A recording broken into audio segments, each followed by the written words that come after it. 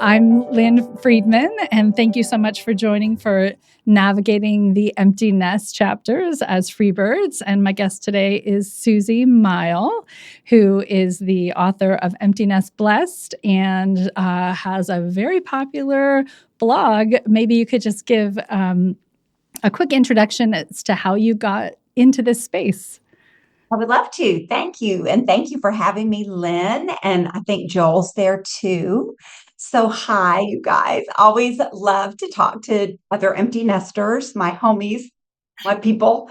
Well, 10 years ago, my nest emptied on, of all cruel things, my birthday. I took my last child to college on my birthday, and it was a rough day. But I knew that the empty nest was coming. So I prepared. Um, I'd thought, prayed, really worked through what do I want this season to look like? And my husband, who is a financial guy, he's a CFO and a CPA, he said, listen, Suzy, you've got about a third of your life left. You got to make it count. And I was like, well, thanks for just making it so cut and dried. But you know what? He was right.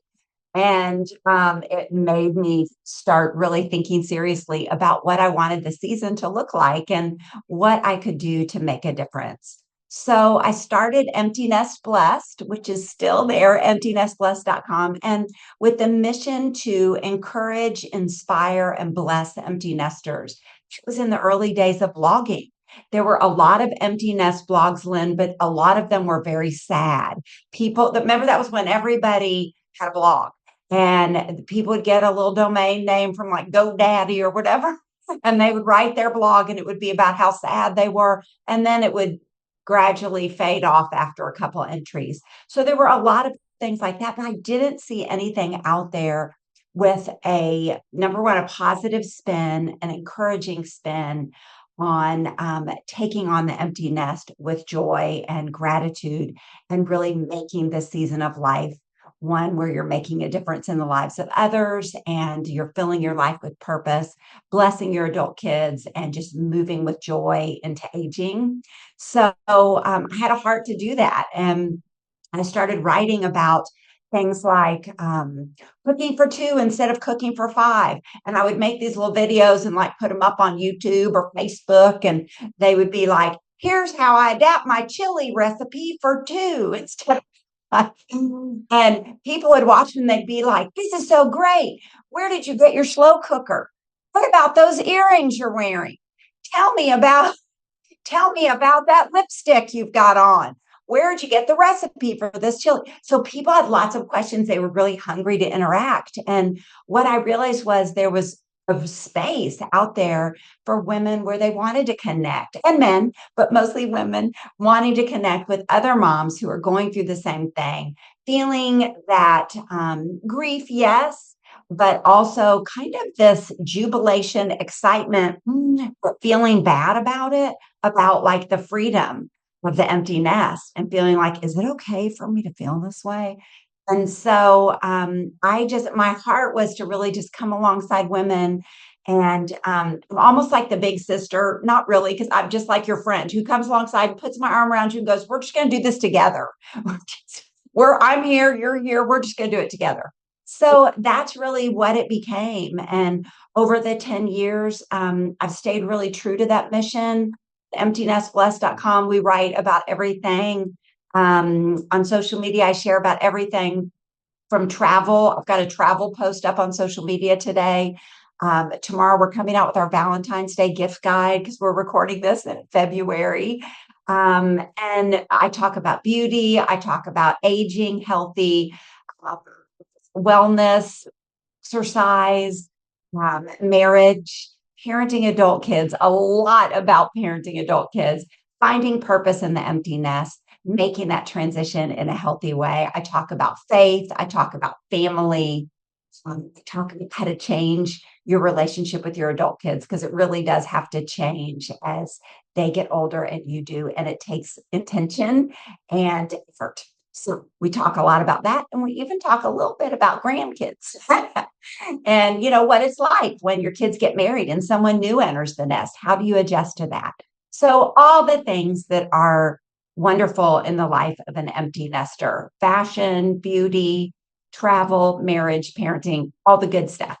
Well, I'm so glad that we found you to help us sort of navigate these chapters.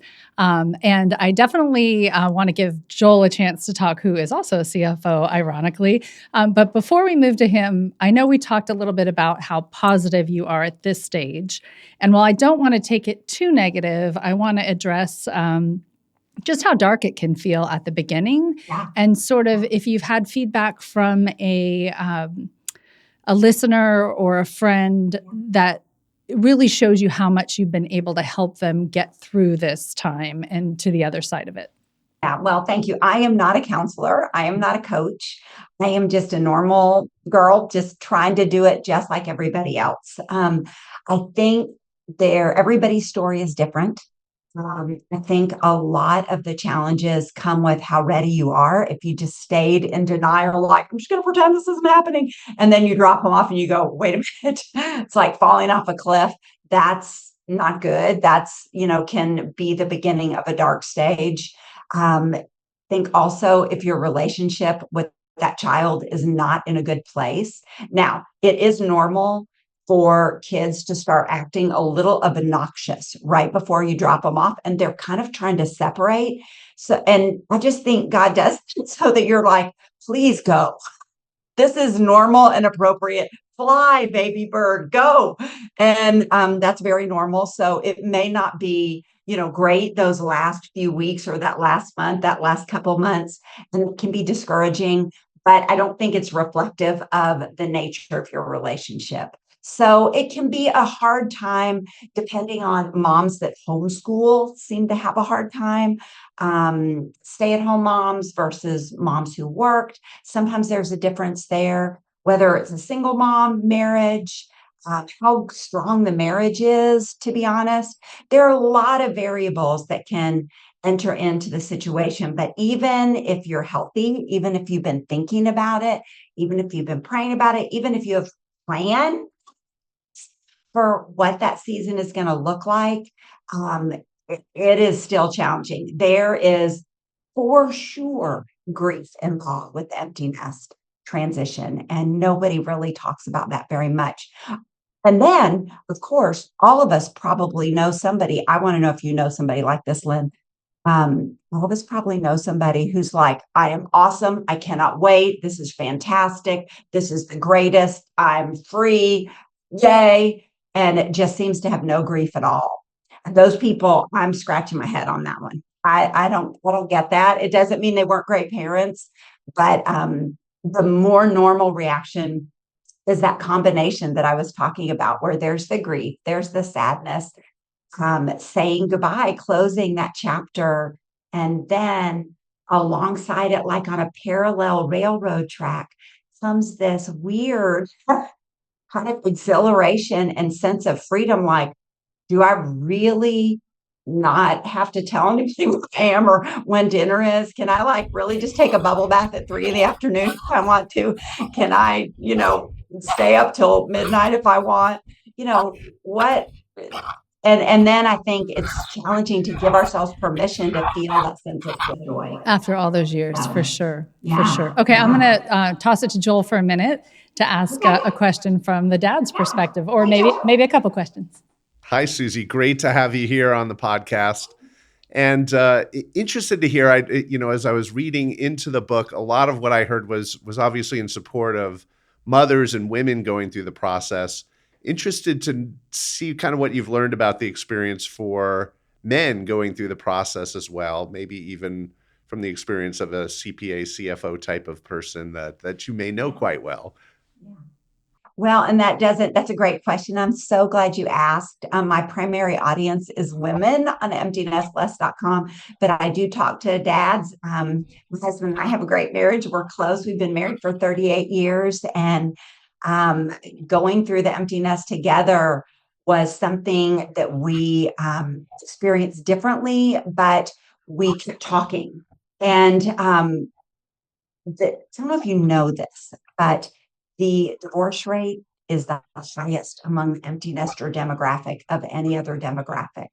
So it really is an important thing to reconnect in your marriage, and to know that it's coming. Really, the most important thing would obviously be to continue to nurture it as you're raising those kids.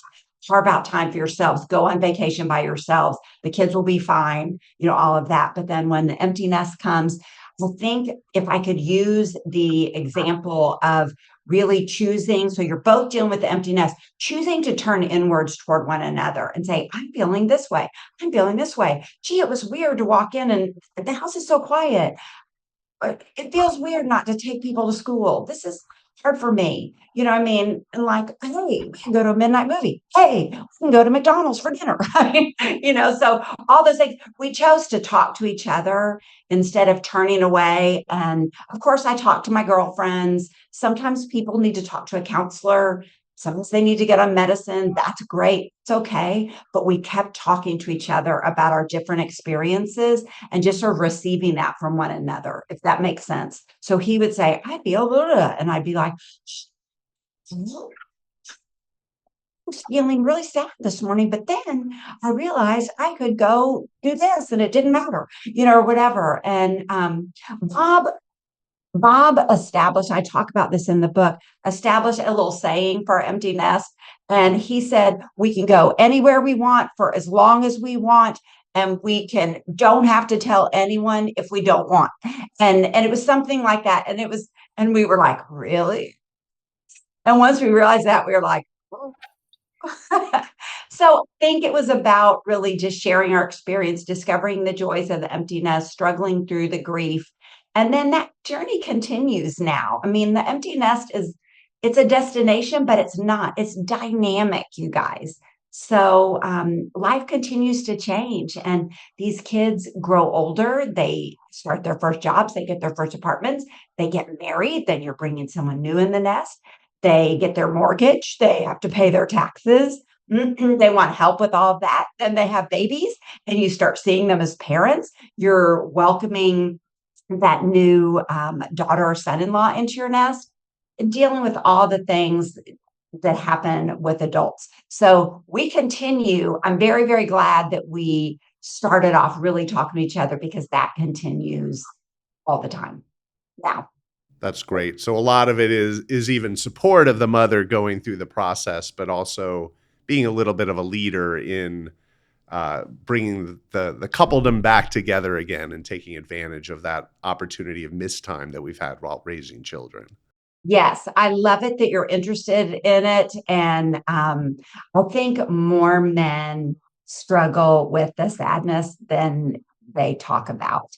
And that's okay. And that's normal. And the most important thing is to keep talking. I just recently did a podcast recording with a man who lost his marriage when he became an empty nester, and he and his wife just realized there was nothing there anymore. And they just focused on the kids. And so that is a dangerous, dangerous thing. You have to be intentional about rediscovering each other. Go on a trip. I tell new empty nesters, one of my big pieces of advice is within the first month that you become an empty nester, go on a trip. I don't mean go, to Europe for 3 weeks. I mean, find a place that you've never been. Just go somewhere nearby, but this isn't the time to go to your ranch house or go to the lake house. This is pick a resort that sounds like really fun. Go have fun while you're there. Talk about what you want for the next years. Talk about what you want your empty nest to do. Dream. Get excited about having the freedom to go and do together. That's a really helpful exercise for people. You ready for me to take? Okay. So we talked about briefly counseling, how some people need counseling. And so I didn't talk to Joel about this ahead of time, how far we would or wouldn't go into this. So we don't really need to go too far into it. But just for the people who are really struggling, one of my closest friends was a couple of years ahead of me. She said, you're going to feel like you're fired. Well, I had been a stay-at-home mom for so many years. I couldn't imagine what she was even talking about. I absolutely needed counseling, and we needed counseling. And so I just, I understand that you mentioned you're not a counselor, but I just do want to address that it's, some people need a little bit of extra help. 100%. And we Yeah. did. So while keeping it positive is important to me, also just acknowledging that some of us don't know how to get through those chapters of change without some help. And I had an amazing counselor who helped me realize, what it was that I did before I was a mom and how you could kind of move forward to next steps. So I just want to take a brief moment. And I love you were brave and that you got counseling. I think I've been in counseling before too. And the hardest thing is admitting that you need help and going. And it's such a brave thing to do. And you come out the other side, really, not that everything's gone, but I think with a toolbox of strategies and things that you can do when those feelings just really take over. And so I get it. And what you're feeling is not uncommon at all. And we can take a joyful look at it.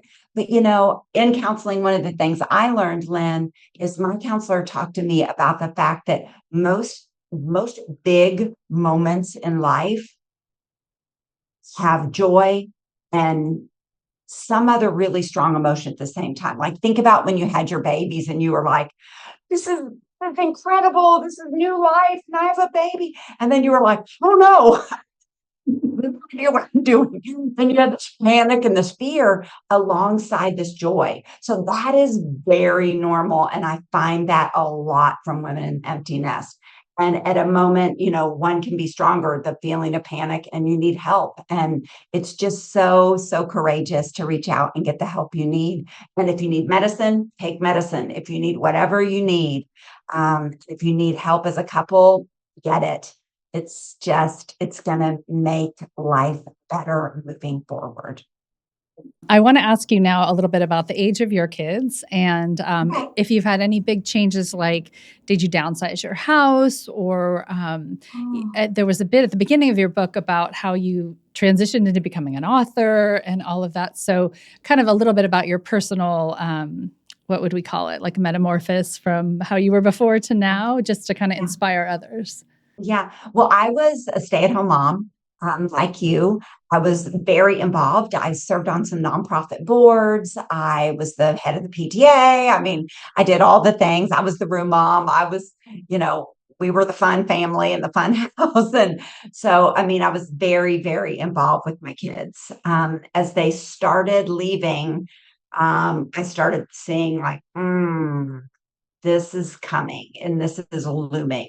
And was very, very wary and very fearful. And so I'm just the kind of person, when something scares me, I think it's a control thing. I try to run towards it and see if I can figure it out, get some control. So I ran toward it. I started talking, like it sounds like you did as well, to friends that had gone through it before me.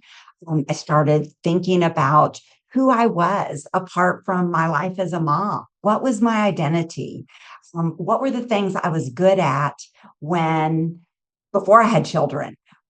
Because you were a woman before you were a mom. And, what was I good at? Then think of all the skills and all the things that I learned while the kids were in the nest. Some of them had to do with them and some had to do with just other things I was involved in. As I was on these nonprofit boards, I learned to read a spreadsheet because we would sit in board meetings and there's a budget and I got to figure it out. And I'd come home, I'd ask Bob a couple questions and stuff. But I learned that. Well, that's really helpful now that I have my own business and that I really understand financials. And I had no idea. I think God really does not waste a thing.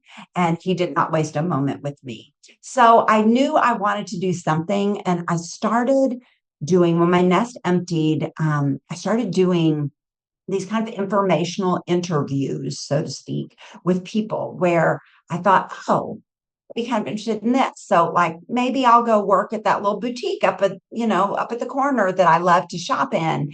And so I'd go in and talk to them, what's it like working here and how many hours a week and what is it? And then I just thought, oh, that's just not it's just not enough for me. It doesn't feel important. It doesn't feel important. Not that I need to be important, but I was like, it just doesn't, it feels just kind of filling my time. So that was not right for me. And for some people, that's great. That's what they need. I have friends that have started businesses in the empty nest. I have a friend that went back to law school. I have friends that went to medical school. I have friends who their empty nest project was they built their family's lake house. They built the second home, kind of acted as the contractor. I had friends that started jewelry businesses, businesses as travel advisors. I've had friends that became caregivers for their elderly parents, that became volunteers extraordinaire. The world is really your oyster. Podcasters like you. There are so many options and so many opportunities. And you really just have to find that intersection between what you're good at, what you feel passionate about, and then the opportunities that are out there. And you can do it. And so for me, my background was in PR, and my college major back in the 80s was PR and marketing in college. Now, in the 80s, Lynn and Joel, we had no internet. So, so here my whole job now is on the internet, and there was no internet, there was no computer. We were typing for the college newspaper on our automatic typewriters, and we were just grateful they were not manual. But at the same time, the rules of marketing, the rules of journalism, being able to write, being able to communicate well, those things don't change. So again, God doesn't waste a thing. So I think it's about looking back and mining those things and just thinking like, wow, so how can I take those things I was passionate about then, communicating with others, encouraging others, all of that, and how can I utilize that now? And things like I moved every 2 years when I was growing up. My dad was with an oil company and we moved around overseas some. I moved every 2 years. So that just made me be able to talk to anybody. I'm not shy. I'll just talk to anyone about anything. Bob says I can talk to anyone about anything, whether I know anything about it or not. We have a few of us around here too. An exaggeration for sure. Does that sort of answer your question? For sure, yes. And I can tell as I'm talking to you, I could talk to you all day, and I definitely want to have you back. But I know all of us have a little bit of a time, budget here. So I want to just see if Joel has any follow-up questions. You might have some about the oil industry, but let's stay somewhat on topic. I know you have a show you might want to refer to. We just saw the season 2 finale of Landman, so we're right around there in terms of the timing as we do it. So yes, it triggers all kinds of empty nest, which actually is one of the root scenes between the mother and the daughter there as well. But one of the things just that there's obviously the leaving, but as you say, there's the coming and the going that happens from time to time. And I know you talked about crucial conversations, and now as we think about how does money get spent, or how do the condition after living in a fraternity house or a dorm room, what does your house look like when you come in there? What are some thoughts on sort of navigating that? And I think you gave some really good advice in the book there. Well, I think first of all, that's a great question, Joel. First of all, ideally, you will have some of those crucial conversations before they leave, but you can't address every situation. But I think we all know, whether it's in marriage, in business, in parenting, that having a conversation outside of a time of conflict is always optimum. If you wait until you're right in the situation and they've gone overdraft on the credit card and we're in trouble and we're in a bad way, that's not the ideal time to have the money management conversation. So I think to establish those things, and then just as part of establishing that, or even if you don't get to do it before they leave, even if it's ongoing, it's very, very helpful if you can have the conversation about whether it's medical care, bills, living conditions, living places, living whatever. And you just have that conversation. Then you say, you know what? We're going to have this conversation. This is what I'm thinking right now. This is what you're thinking. We've had a great conversation about it. Let's check in on this in a month, because it lowers the stakes. So it doesn't feel like the stakes are so high, like we have to get this right, this decision, we have to get it right now. It just says, this seems like it makes sense to me. You're okay with it. Let's try this. And we're going to check in. Today's the first of the month. We're going to check in on the first of the next month. And I'm going to put it in my calendar. I'm going to send myself a reminder and I'm going to text you and we're going to talk about it. And so something like that, I think, is a good, crucial conversation. But yes, money, medical things, living conditions, what you are and aren't willing to pay for, all of those are important.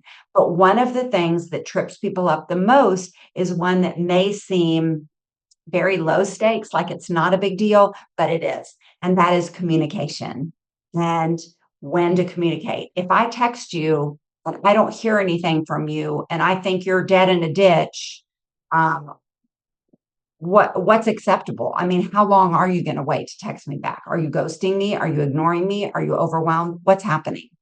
And so really establishing ground rules that you're both comfortable with like that. And then I think if you can establish a ground rule, then you can be a little bit lighter with it as parents. So for instance, when my kids would leave to drive back to school, I would be like, hey, if you think about it, will you please text me when you get there? And they'd be like, for sure, mom, for sure. You got it. Never text.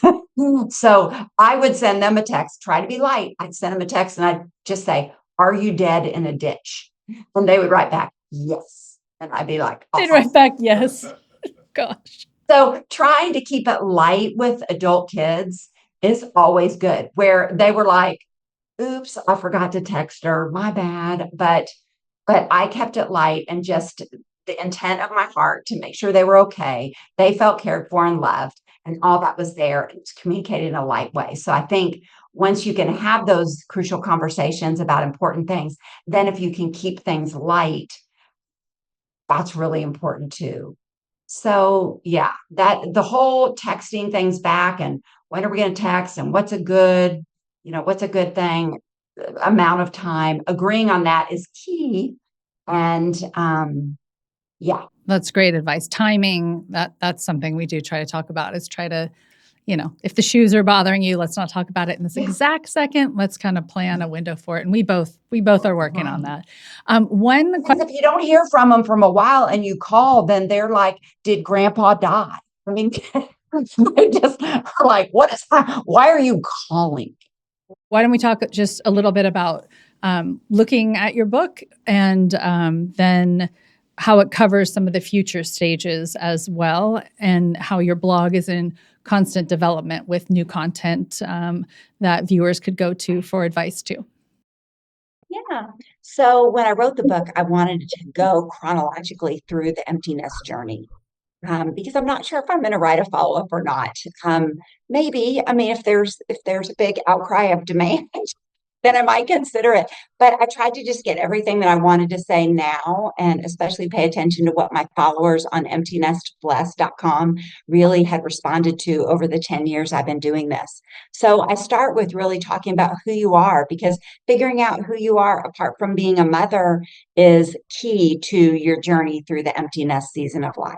Whether a counselor helps you do that, whether you can talk about it with your husband, or just sit down with a pad of paper and a pen and figure it out yourself, you've got to really identify who you are, what you're good at, what God says about, his plan for you and all of those things. And then next, I talk about preparing for the empty nest. So it's a great book for moms that maybe have high school kids that are going to graduate soon. So preparing for the empty nest. If you're not that person, if your nest is already emptied, then the next stage we talk about when the nest empties and what that feels like, that season of grief and that season of transition and adjustment and all the challenges of that season. Then we talk about finding purpose in the empty nest and what happens with life in the empty nest. And those are the sections about reinvigorating your marriage, finding purpose. What are you going to do? How are you going to spend this time? How are you going to make a difference and help others? And then finally, the largest part of the book has to do with parenting adult kids.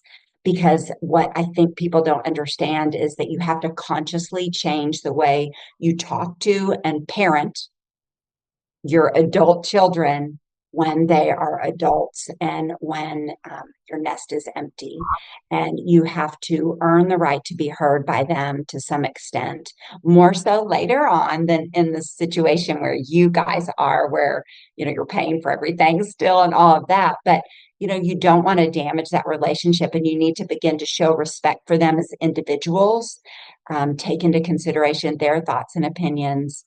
And they need to begin seeing you as your own person apart from your role as mom or dad. And they need to see you're a lady. Look, you started a podcast. Your husband's been watching Landman. I don't know. I'm sure he's done some other great things too.